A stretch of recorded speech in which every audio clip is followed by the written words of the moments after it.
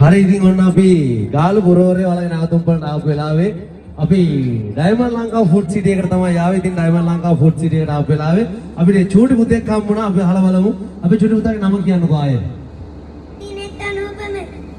ඔන්න දිනෙත් අනුපම පුතා තමයි එකතු වෙලා දින අපිත් එක්ක ලස්සන සින්දුවක් කියන්න තමයි හදන්නේ.